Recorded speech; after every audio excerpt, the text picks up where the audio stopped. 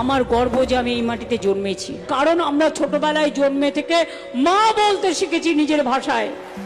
কিন্তু আমি আমার মাতৃভাষায় কথা বললে তুমি আমায় বাংলাদেশি বলে তুমি পুশব্যাক করবে।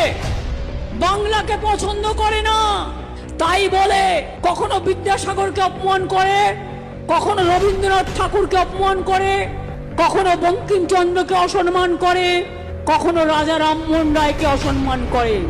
বিজেপির ডাবল ইঞ্জিন সরকার এসআইআর এর নামে ডিটেনশন ক্যাম্প তৈরি করছে।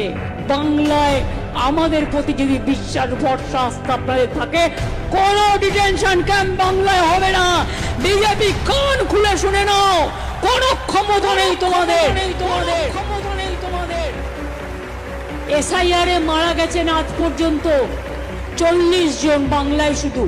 তাদের প্রত্যেক পরিবারকে আমরা আমাদের সাধ্যমতো সাহায্য করার চেষ্টা করেছি। একটা গর্ভবতী মা, তার ছোট ছোট বাচ্চা আছে, তাকে বাংলাদেশে চালান করে দিয়েছে। কেস করে বলেছে ওদের ফিরিয়ে আনতে হবে। কেউ কেউ টাকা খেয়ে ইলেকশনের আগে বিজেপির তাবেদারি করে, তারা হচ্ছে দেশের শত্রু। এটা মাথায় রাখবেন।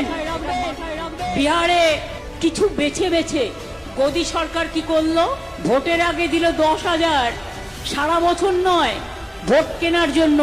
আর যেই ভোট চলে গেল এলো বুলডোজার। আর আমি যতদিন বাঁচবো সব ধর্ম বর্ণ সম্প্রদায় সবাইকে সম্মান দেব। তৃণমূল কংগ্রেস দেখাবে আগামী দিনেও বাঁচার রাস্তা।